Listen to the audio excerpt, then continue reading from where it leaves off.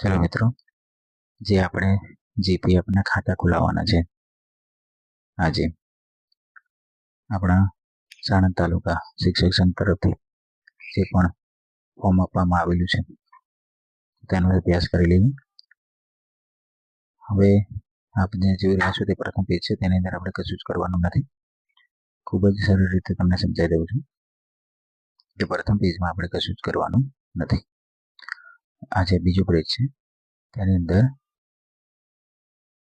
અહીંયા તમારે શાળાનો જાવક માટે ગોળ સિક્કો લગાવીને જાવક નંબર ચડાવી દેવાનો છે. ત્યારબાદ જ્યાં તમારું નામ લખેલું છે ત્યાં તમારી સહી કરવાની છે. હવે નીચે આચાર્યના સહી સિક્કા, જ્યાં તમારી શાળાના આચાર્યના સહી સિક્કા કરવાના છે તેની બાજુમાં પે સેન્ટર આચાર્યશ્રીના સહી સિક્કા કરાવવાના છે. હવે નીચે ટીપીઓ સાહેબ શ્રી સહી સિક્કા કરશે. ત્રીજું પેજ છે જેને ખપત્રક કહેવામાં આવે છે, તેની અંદર પોતાનું નામ અને જોઈ લો. હવે જે 8 નંબરના ખાનું છે ભાડાની માસિક આવક, તેની અંદર 10,000 કરી દો મિનિમમ. હવે એની નીચે જે તમારું અંગ્રેજીમાં નામ લખ્યું છે ત્યાં તમારી સાઇન કરવી. હવે તમારું નામ અને આ જે કચેરીના વાડાની સહી છે તેની વચ્ચે આચાર્યશ્રીના સહી અને સિક્કા કરાવી લેવા. આ ફોર્મ 2 નકલમાં છે એટલે બંને નકલમાં આ રીતે જ કરી દે. હવે આમ ત્રીજું ફોર્મ અને ચોથું પેજ સામાન્ય નિયુક્તિ ફોર્મ છે, તેની અંદર જે નિયુક્તિનું નામ લખવામાં આવે છે તેમાં જો બેન હોય તો પોતાના પતિનું નામ લખશે અને સાહેબશ્રી એટલે કે ભાઈ હોય તો પોતાના પત્નીનું નામ લખશે. હવે સંબંધ એ પ્રમાણે પત્ની કે પતિ આવશે. હવે નિયુક્તિની ઉંમર જે છે ઉપર નંબર લખવાની છે, નીચે જન્મ તારીખ લખવાની છે.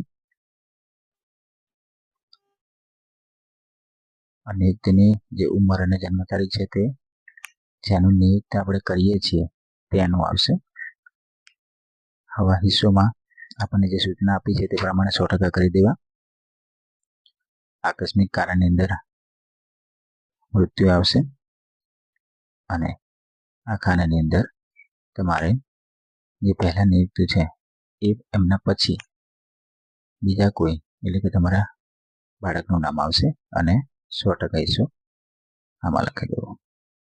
હવે જો તમારે 2 દીકરા હોય તો અહીંયા પોતાના પતિનું નામ આવશે અને અહીં પહેલા ખાના અને બીજા ખાનામાં પહેલો બાળક અને બીજા બાળકને 50-50% હિસ્સો કરી દેવો.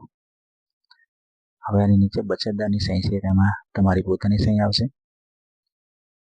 હવે 2 સાક્ષી છે તો તમારા શાળાના 2 શિક્ષકોના નામ લખી દેવાના અને સરનામું શાળાનું લખી દેવાનું, શાળાનું નામ. હવે એ બંનેની સામે જે નામ છે તે બંને શિક્ષકોના સહી લઈ લેવી.